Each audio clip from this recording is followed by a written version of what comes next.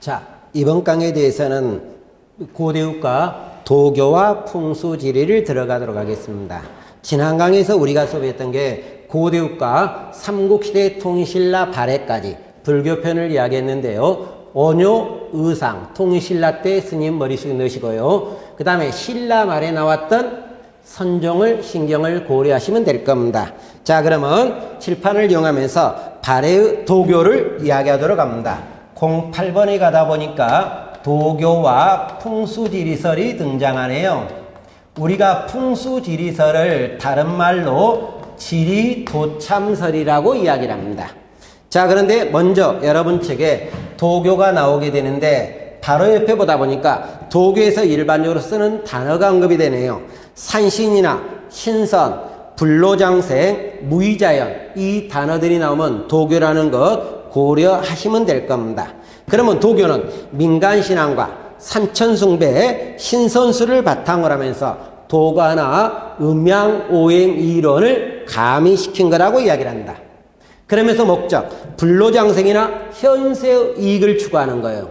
그래서 불로장생은 오래 사는 거죠, 결론적으로. 그래서 우리가 십장생이라는 것도 도교적인 성향을 가지고 있다. 근데 이 도교에서는 신경을 고려하실 때 실제로 고대국가는 유물의 비중을 두게 됩니다. 그러면 도교 유물과 관계되면서 고구려에서 도교 유물이 등장하고 있다. 자, 고구려 도교 유물로 이야기하면 사신도가 등장합니다. 청룡, 백호, 주작, 현무라고 이야기를 하는데 죽은 자의 방위를 지키는 신입니다. 옆에 날개 쪽에 현무도가 있어요. 현문제도 썼던 내용이기 때문에 고려해 두시면 될 겁니다. 또 하나 이 영계소문이 도교를 장려하고 있었다 이 말이 나오네요. 근데 영계소문은 고구려 말기 때 사람으로 영계소문이 장려한다. 이것은 영계소문이 장려하다 보니까 불교를 억압하잖아요. 그래서 보덕이 무슨 종을 만들었다? 이 앞강에서 이야기했잖아요. 열반종을 만들었다. 이렇게 우리가 등장하겠고, 을지문덕에 오원시가 등장하게 됩니다. 이것은 여수장 우중문시를 이야기하고 있죠. 이러면 이게 고구려의 도교와 관련된 내용이 되겠고, 백제의 도교와 관련된 내용을 이야기합니다. 그러면 산수문이 벽돌이 나오네요. 자, 백제의 산수문이 벽돌, 이것도 도교를 이야기하는 내용을 이야기하겠고, 백제대양로가 등장하네요. 이 백제대양로는 용봉, 복례산 향로락에도 관계는 없습니다. 사비의 절터에서 나오기 시작을 하는데 불교와 도교적인 면이 융합이 되어 있습니다. 불교와 도교가 융합되어 있고, 사택지적비가 등장하게 됩니다. 사택지적이란 사람이 인생무상을 놀이한다 그래서 도교도 되지만 불당을 건립했다는 의미에서 불교적 내용도 어느 정도 가지고 있는 겁니다.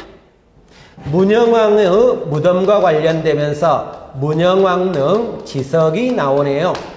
이 문영왕릉 지석이라고 이야기를 하면 무덤 안에 있는 비석이죠. 이 문영왕릉 지석에서 을사년이란 간지가 나오면서 문영왕 무덤을 우리가 확인할 수 있었다. 이렇게 이야기를 했습니다.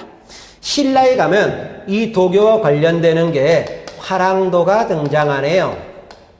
자, 우리가 고대국가 사회편에서 화랑도는 종교에서 유교, 불교, 도교가 나온다 그랬는데 그때 도교로 나오는 세소교 중에 임전무태가 등장합니다. 임전무태가 등장하고 있다. 통일신라로 넘어가기 시작을 합니다. 통일신라로 넘어가다 보니까 지배층이 향락 쪽으로 넘어가요. 여기에 반대해서 은둔적인 성향을 띠면서 도교가 나오게 되는데 채치원의 사산비명이 등장하게 됩니다. 유교라든가 불교라든가 도교라든가 여러 사상이 짬뽕됐던 사상의 복합화 현상을 띈다고 이야기를 했고, 무덤주의에 들으는 12지신상을 조각한 것, 둘레돌, 이것도 도교입니다. 우리가 자축, 인묘, 진사, 쉽게 말하면 나이띠가 있잖아요. 이것도 도교를 이야기하고 있다. 나이띠 동물들이에요. 동물들이 무덤을 주위를 들고 있는 거예요. 이렇게 나오겠고, 발에 가다 보니까 정효공주 묘지라고 이야기를 합니다.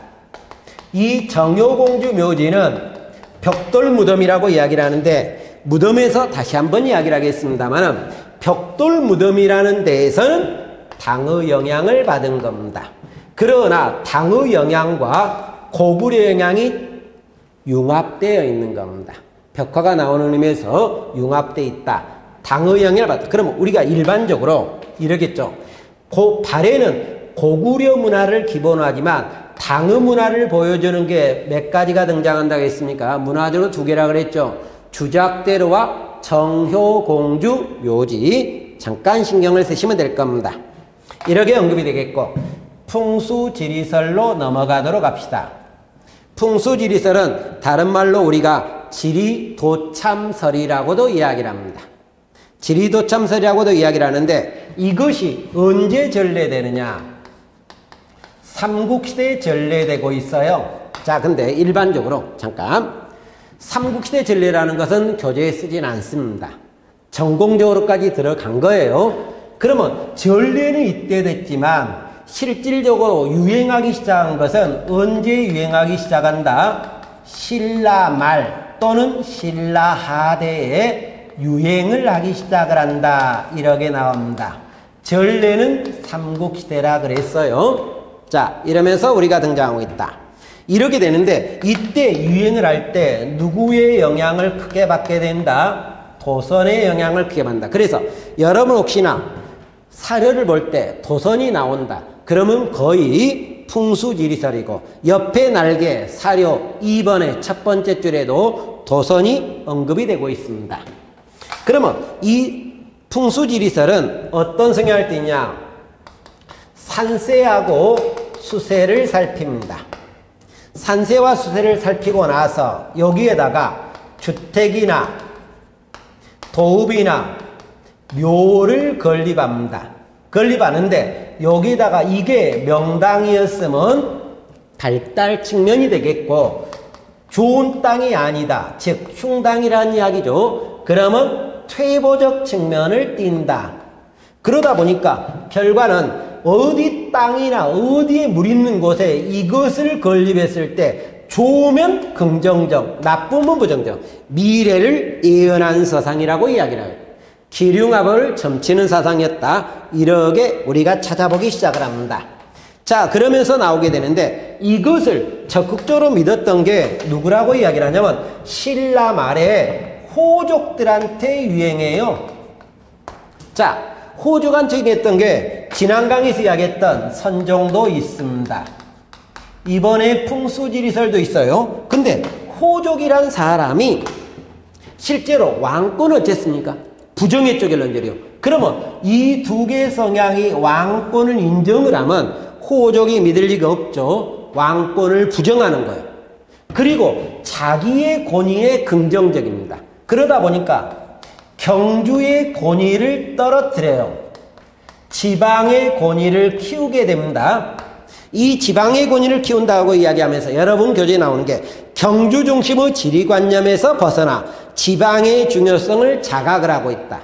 그러면 경주를 벗어나서 지방을 중심으로 하자는 이야기죠. 그래서 국토재편이라고 이야기를 하게 되는 거예요. 국토재편을 주장하고 있다. 호족과 밀접한 관계를 띠기 때문에 호족들이 꽤나 신봉하고 있었다. 이렇게 우리가 등장하는데, 잠깐, 그러면 옆에 날개 쪽에 풍수지리설 사료가 나오는데 중요한 단어, 자, 어떤 단어들이 등장하느냐? 산세나 수세라 그랬습니다. 또는 지세락에도 관계는 없어요. 도선이 나오더라도 뭐라 그랬습니까? 풍수지리설이라 그랬죠.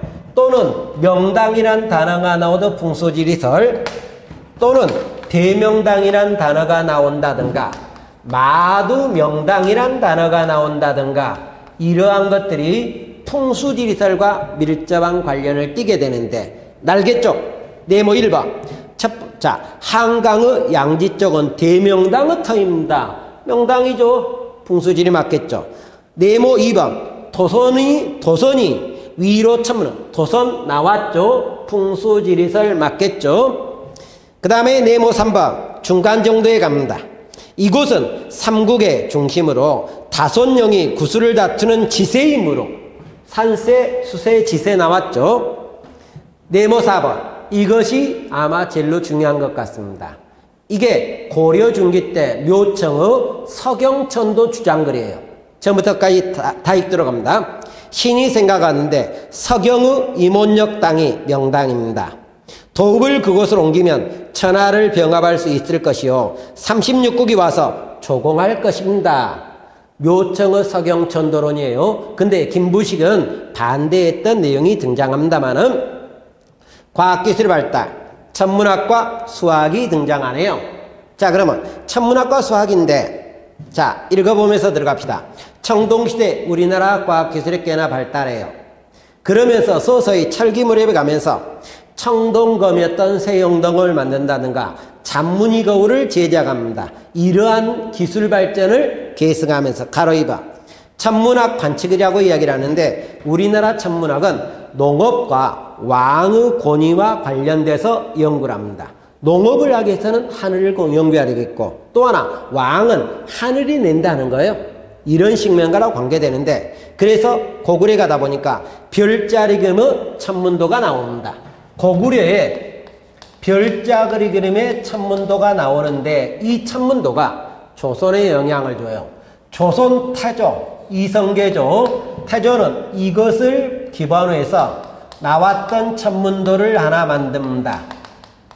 천상열차 분야지도라는 천문도를 만들어내고 있었다. 이렇게 우리가 등장하고 있어요. 고려하시면 되겠고 고운별가의 별자리 그림이 나온다든가 신라에 가면 선덕여왕 때 첨성대를 건립하기 시작을 하겠고 통일신라는 김암 천문병학에 능했다. 이런 말이 언급이 되겠고 문헌에는 삼국사계는 여러 가지 천체를 관측했던 기록이 꽤나 언급이 되고 있다.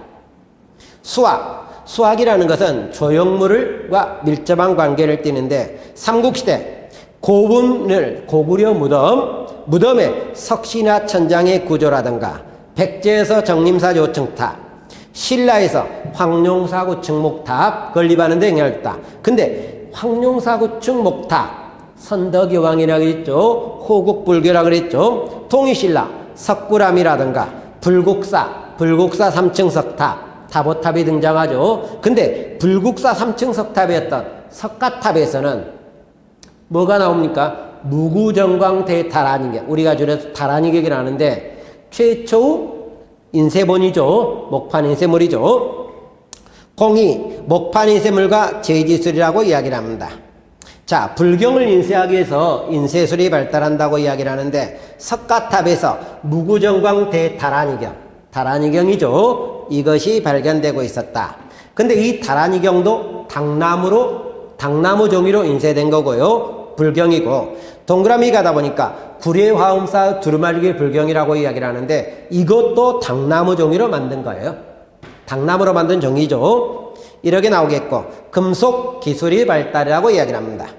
자, 그러면 금속 기술이라고 하는데 청동이나 철계 기술을 계승하면서 금속이 발달하는데 고구려 철이 꽤 많이 생산되기 시작을 합니다. 이 철을 버리지는 않을 거 아니에요.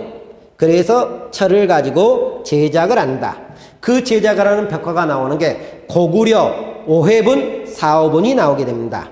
5회분 4호분에서는 수레바퀴를 제작하고 있는 기술자 모습을 그려놓고 있어요. 그래서 철을 많이 재련한 기술이 발달했음을 추정한다. 이렇게 보시면 되겠고 백제, 칠지도, 근초광이 일본에 보낸 칼이죠. 백제대향로, 불교 플러스 도교, 용봉복례산 향로라 그랬죠. 사위 절터에서 발견된 겁니다.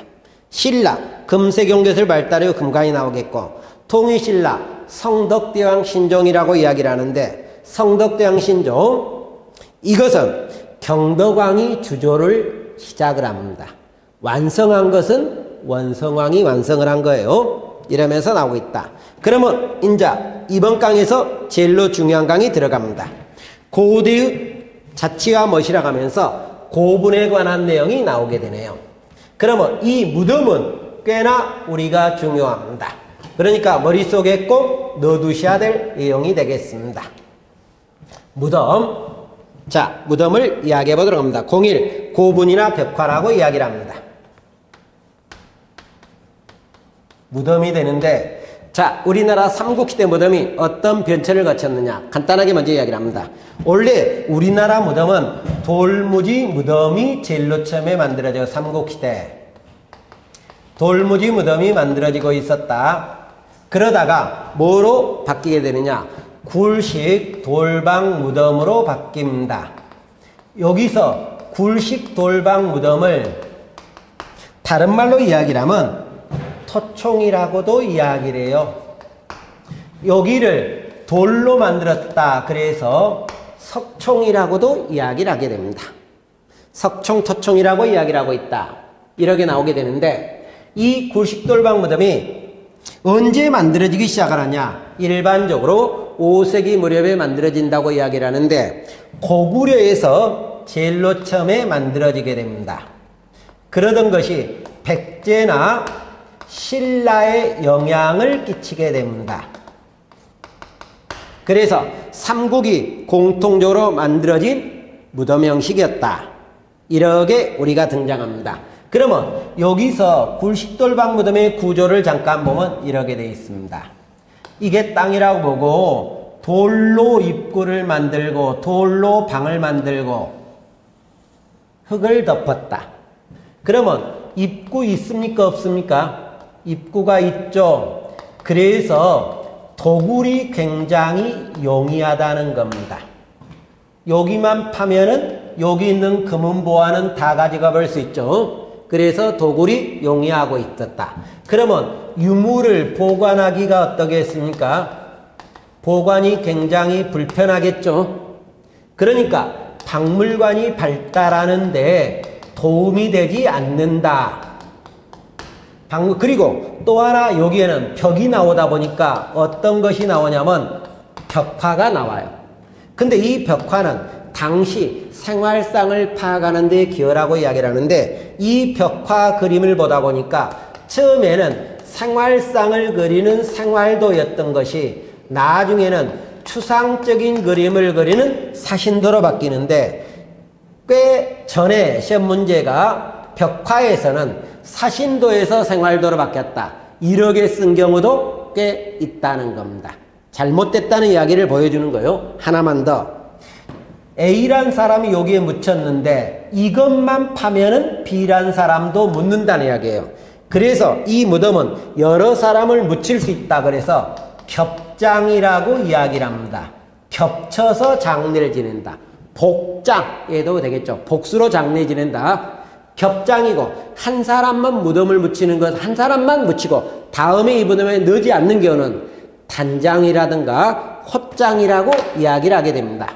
자, 그러면 이와 관련되면서 고구려 무덤으로 넘어가도록 하겠습니다.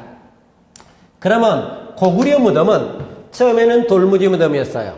나중에는 굴식 돌방 무덤으로 바뀌는데, 초기에는 자, 돌무지 무덤, 자, 초기 무덤 형태로 나오게 되는 게 돌무지 무덤이라고 이야기를 하는 석총인데요. 이러면서 나왔던 무덤으로 뭐가 등장하느냐? 태왕릉이 등장하게 됩니다. 이 태왕릉은 광개추장 무덤으로 우리가 추정을 하는데, 거기 도움글에 보다 보니까 두 번째 줄 신묘년 호태왕 조령 96이라고 돼 있죠. 호태왕 이래서 광개추장 무덤으로 추정을 한다. 장수왕 무덤으로 추정을 하는 무덤이 하나가 더 등장합니다. 그것을 우리가 장군총이라고 이야기를 한다. 그런데 만주 지반현 지방에는 이 돌무지 무덤이 굉장히 많이 있습니다. 12,000개가 몰려서 있다. 그 말까지 등장하네요. 그러다가 후기에 5세기 위에 넘어가면서 굴식 돌방 무덤으로 변화를 합니다. 굴식 돌방 무덤으로 무덤이 바뀌기 시작을 하고 있었다.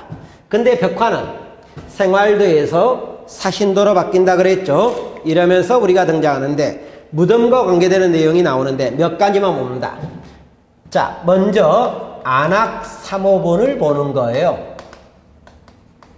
안악삼호본은 우리가 동수묘라고도 이야기를 하는데, 4세기 중엽 요지방의 권력자였던 사람입니다. 그러면서 여기에는 모주림 천장구조가 등장하고 있었다. 이렇게 나오겠고 무용총이 등장하게 됩니다. 무용총, 우리가 고구려 벽화에서 가장 많이 보는 여자분이 무용하고 있는 벽화가 나온 게 이 무용총이에요. 근데 무용총도 있지만 또 하나 수렵도도 있습니다.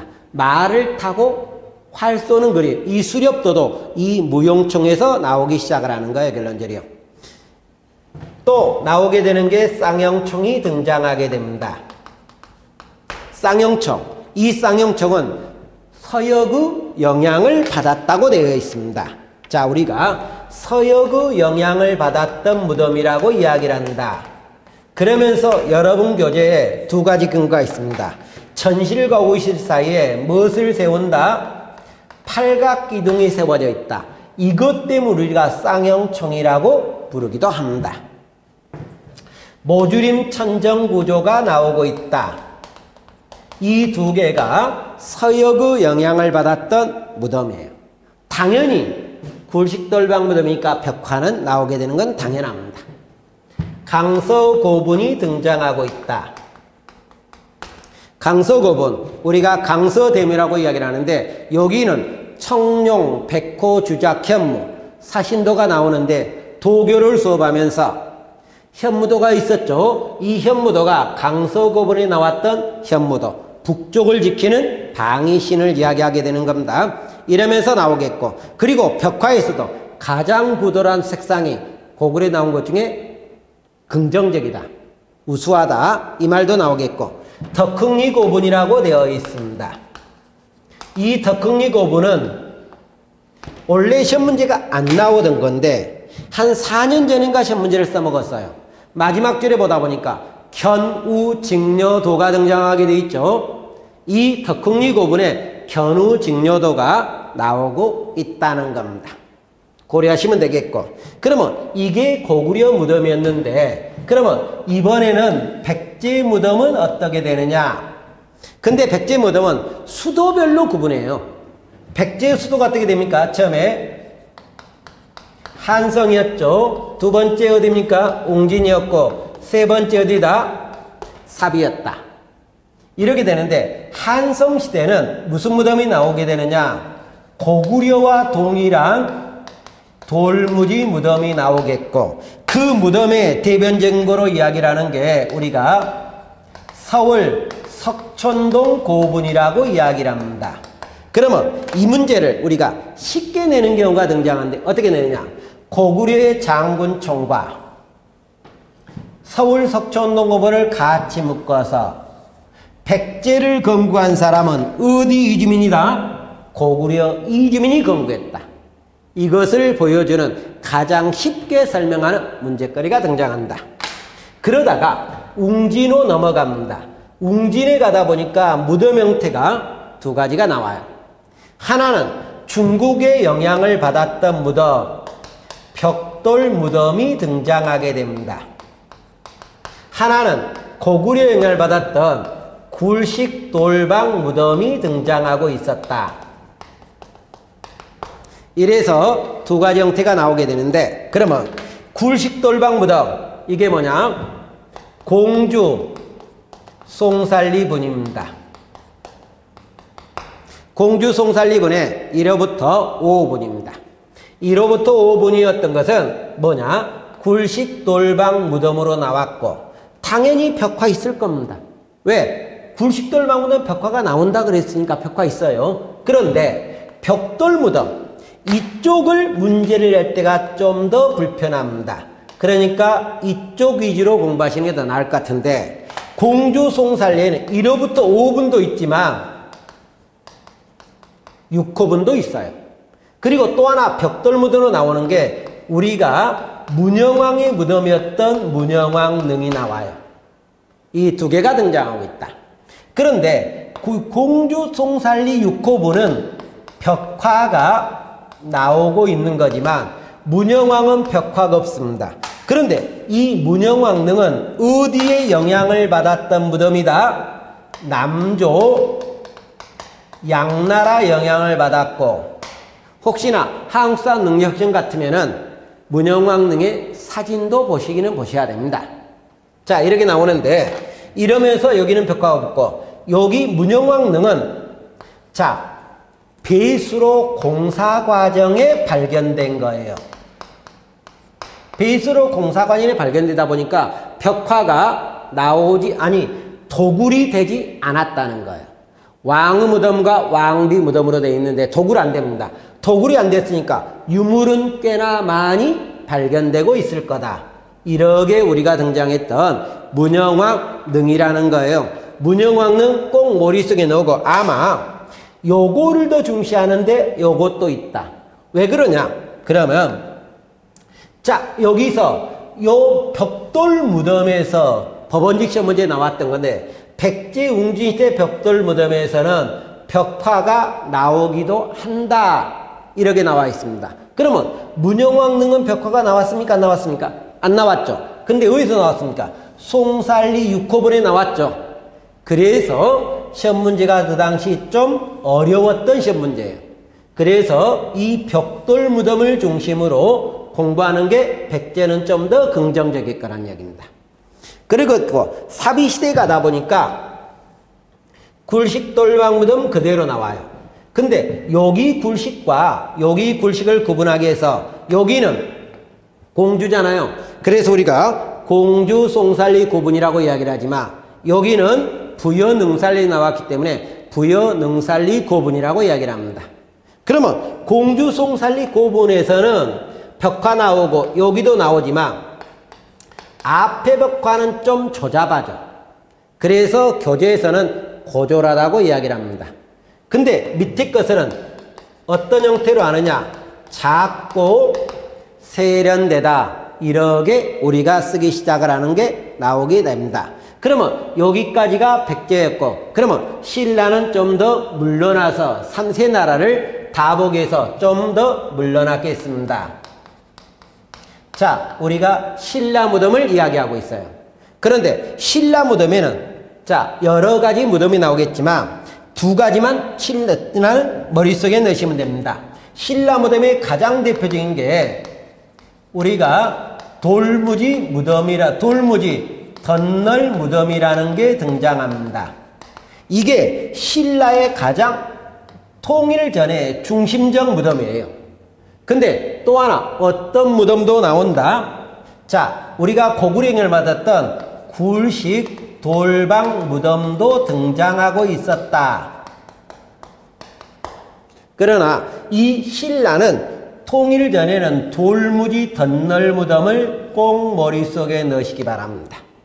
이거를 넣으시면서 어떤 형태로 넣게 되냐? 여러분 교재 가면 돌무지 덧널 무덤 날개 쪽에 사진이 등장합니다. 어떻게 이 무덤을 축조하느냐? 이 사진 갖고도 시험 문제가 여러 번 나왔어요. 7급이고 9급이고 그렇기 때문에 꼭 넣는데 다시 한번 중요하니까 그립니다. 자, 이게 땅입니다. 그러면 여러분 교재에 보면은 자, 네모가 있고 네모 밖에 또 네모가 있습니다. 이것은 관으로 보고 관 밖에 관이다. 그래서 관을 우리가 널로 이야기하잖아요. 그래서 널이 덧붙여져 해서 덧널이라고 이야기를 합니다. 그리고 그 위에 동그라미가 되어 있을 거예요. 이 동그라미는 뭐냐? 돌입니다. 그러면 돌무지 덧널 무덤이잖아요. 근데 그 위에 또 빗금이 되어 있습니다. 이것은 흙이에요. 그러면 구조상으로 뭔? 자, 봉분이 흙으로도 돼 있고 돌로도 돼 있다. 무덤의 크기가 굉장히 크다는 이야기죠. 그렇게 나오겠고. 자, 굴식 돌방 무덤보다는 요것은 도굴이 어떻게 됩니까? 도굴이 불편하죠. 그러면 유물 보관이 어떻게 되겠습니까? 굉장히 많아질 수 있죠. 결론적으로요. 그러면 박물관은 당연히 어떻게 되게 되냐? 발달하는 거예요. 신라 무덤의 가장 대변적인 무덤이라고 이야기를 하는데 인자 전공적으로 좀 더 깊이 가겠습니다.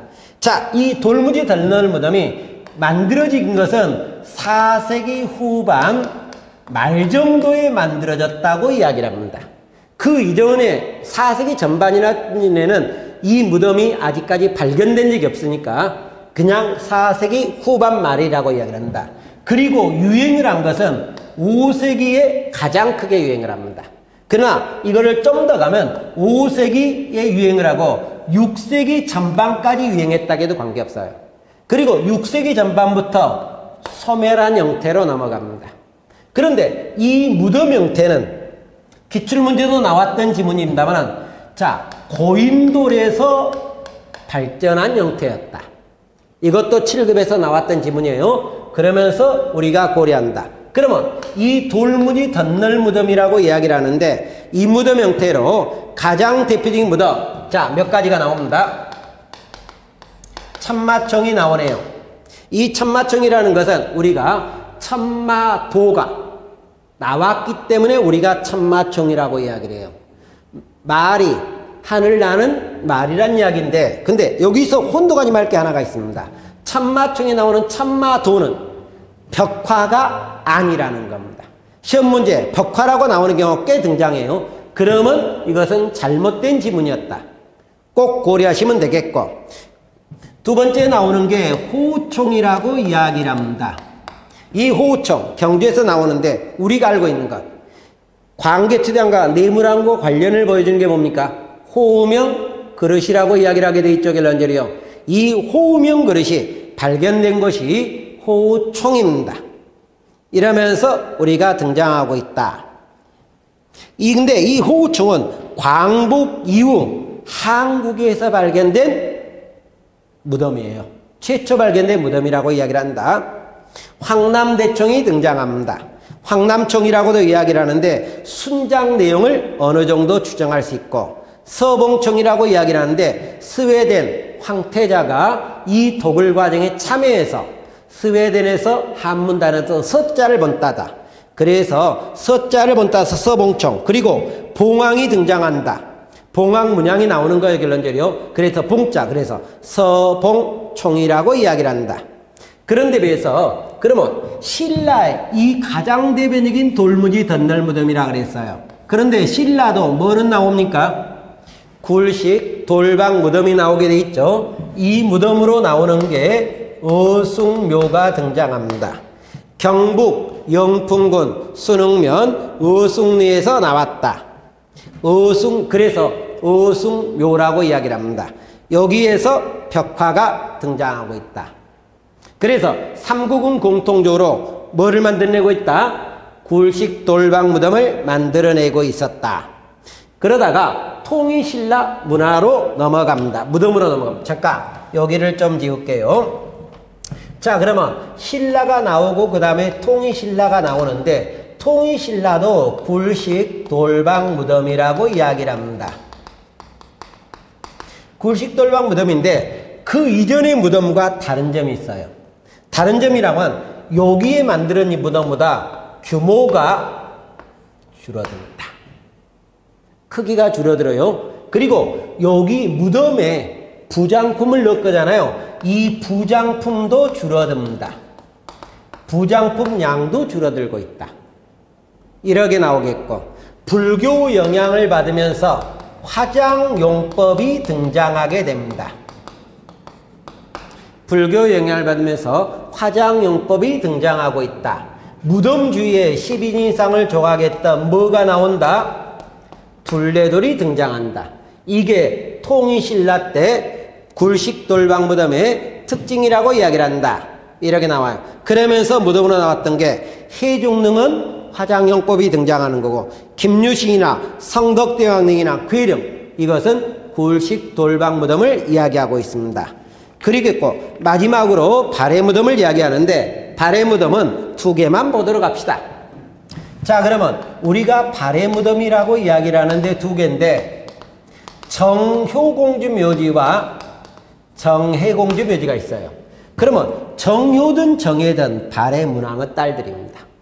그런데 정효는, 자, 전에도 이야기를 했지만 당나라의 벽돌 무덤에다가 당나라 무덤 형태를 가지고 있는 거예요. 자, 당의 영향을 받았고 여기에다가 고구려적인 벽화도 등장하고 나와요. 그래서 당의 영향을 받았다는 것, 고구려가 가미됐다는 것도 무지하게 중요한 것은 맞습니다만은, 그런데 정해는 어디만의 영향을 받았다? 고구려만의 영향을 받았어요. 이게 좀 다르다는 거예요, 결론적으로. 그래서 정효가 있고 정해가 있는데, 정효는 당나라 무덤, 벽돌 무덤 형태에다가 당의 영향을 받으면서 고구려 영향이 가미됐다는 거고, 정해는 뭔만? 고구려 영향만을 갖고 있었다. 이것을 이야기했고, 고구려적 문화유물이 꽤나 많이 나온 것은 당연히 정해일 겁니다. 자, 그러면 이번 강은 여기까지 하는데 잠깐 정리만 하도록 합니다. 이번 강에서 제일 중요한 것은 무덤 형태를 보세요. 고구려, 백제, 신라, 통일신라, 발해는 크게 중요하지 않습니다만 이 세 나라 무덤 형태만 잘 구분하시면 될 겁니다. 이번 강 고생하셨습니다.